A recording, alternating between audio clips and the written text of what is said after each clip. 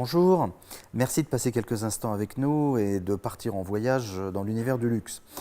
C'est une conversation que nous voudrions engager et qui a commencé sur un trottoir à 1 h du matin il y a quelques semaines lorsque nous sortions de l'inauguration du plus grand flagship de Nespresso dans le monde, sa boutique bijoux technologiques sur les Champs-Élysées. Nous nous faisions la remarque suivante, c'est que le luxe maintenant est en train d'évoluer et de changer. Alors non pas qu'il ait été statique à un moment ou à un autre, mais là quand même ça s'accélère. Toutes les marques, même les plus quotidiennes, veulent avoir une part de luxe en elles. Il existe, comme Nespresso, des marques de luxe du quotidien. Il existe de nouveaux intervenants dans le secteur du luxe qui étaient auparavant des clés d'entrée, des immenses intervenants du luxe que le luxe a autonomisé de façon à ne pas fragiliser son autonomie. Le luxe lui-même reprenant de la hauteur du coup pour marquer la différence entre ces entrées de gamme devenues des marques autonomes et lui-même. Et donc ça veut dire qu'il existe aujourd'hui des approches du luxe extrêmement différenciées, extrêmement multidimensionnelles. Ce marché donc qui était monolithique ne l'est plus, il devient même segmenté, comme peuvent l'être l'ensemble des marchés. Les 4 catégories que nous venons de définir en fait offrent déjà une première segmentation, et quand il y a segmentation, il y a donc un risque bien évidemment, qui est un risque de confusion. Et donc le luxe doit savoir exactement où il est et où il se trouve. Alors, si on essaye de prendre trois grands modèles assez archétypaux, premièrement le luxe français, deuxièmement le luxe italien, qui le bouge un petit peu, et l'américain. Je n'ose prononcer le mot luxe parce qu'il est probable qu'il ne soit pas possible qu'il y ait du luxe américain. Le luxe français, historiquement, il s'est construit autour de 3 piliers. Premièrement, la sacralisation de son savoir-faire. On peut penser que le plus bel exemple en est fort probablement le point Cellier.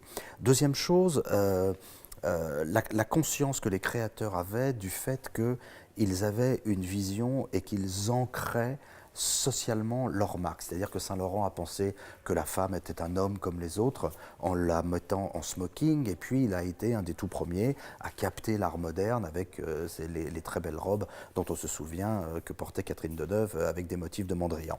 Et puis ça a également été le mythe. Le mythe où, par exemple, Christian Dior, en 1946, fait exactement ce que la Renaissance avait fait lorsque la Renaissance avait été captée dans la grandeur romaine, le fait de pouvoir trouver une raison d'être à son art. De la même façon, Christian Dior, voyant une France écroulée, a été puisé dans Versailles, et le grand mythe de la France qui était rayonnante et triomphante, la raison de recroire à un optimisme français autour de la marque Christian Dior. Et il n'est pas indifférent de voir que quand on va chercher dans Versailles les raisons d'être dans un mythe de ce qui allait devenir le plus grand mythe du luxe français, n'oublions jamais que Versailles est le premier cluster du luxe et qu'il n'y aurait peut-être pas ces grandes marques comme LVMH et autres du luxe à la française s'il n'y avait pas eu Versailles. Puisque, on le sait, c'est à Versailles que se sont retrouvés les plus grands parquetiers, marbriers, drapiers, cuisiniers, jardiniers, qui ont donné cette maîtrise incroyable du luxe à la française. Donc, le luxe en communication s'est développé autour de ce triptyque. Et puis, il y a un luxe italien, un petit peu plus fort qui est arrivé. Quand je dis fort, bien sûr, ce n'est pas au nom de ces marques, mais fort en termes de vitalité. Si vous regardez la communication du luxe italien, elle se structure autour de 4 axes. D'abord, là où notre luxe est un petit peu rétracté, on peut le dire comme cela sans être trop sévère, le luxe italien est dans l'émotion et dans l'audace.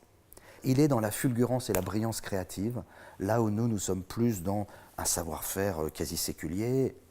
Eux sont dans la brillance créative. Alors c'est vrai que c'est plus fulgurant, ça jaillit beaucoup plus. Le luxe français, à partir du moment où il est inscrit dans le savoir-faire, ça veut dire qu'il permet la transmission, l'aînesse, la maîtrise. Le luxe italien n'en a que faire, et il est comme une commedia dell'arte, il éclate au visage du monde. Un peu plus d'identification, voire beaucoup plus. Un mannequin français dans une pub de luxe est un mannequin un peu ésotérique. Monica Bellucci, dans les pubs Dolce Gabbana, elle est Monica Bellucci. Et de la même façon, là où la France, le luxe français va puiser dans des mythes, le luxe italien va puiser dans son patrimoine. Et c'est très très différent. Dolce Gabbana encore est dans la Sicile. Et elle est au milieu de la mafia sicilienne. C'est le patrimoine d'un pays, mais c'est un patrimoine un peu plus vivant. Donc on a là déjà un premier luxe qui vient questionner un ancien luxe, et qui fait que lorsque il y a le nouveau Graal des pays émergents qui est là, avec de nouveaux codes, avec de nouvelles règles, on va voir que un luxe est peut-être plus à l'aise qu'un autre pour aller attaquer ces pays émergents. Et puis il y a les Américains.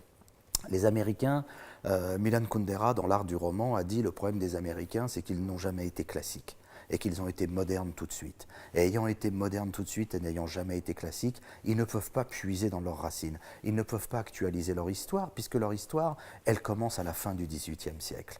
Donc ça veut dire qu'ils sont glacés, noirs et blancs, qu'ils essayent de figer des images en faisant au mieux qu'ils puissent le faire Gatsby le Magnifique, ou alors en mettant, vous savez, ces femmes blondes sur des balcons qui n'ont pas de cheveux mais qui ont une coiffure, où ça sent la laque à plein nez, et moralité, il y a un problème, quoi. Il y a un problème, c'est que le luxe ne peut pas être sacré.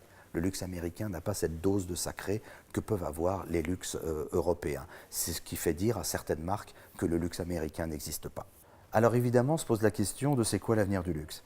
Et sachant qu'il n'y a peut-être pas qu'un seul avenir du luxe, puisqu'il y a l'avenir du luxe ici, et il y a l'avenir du luxe dans les pays émergents.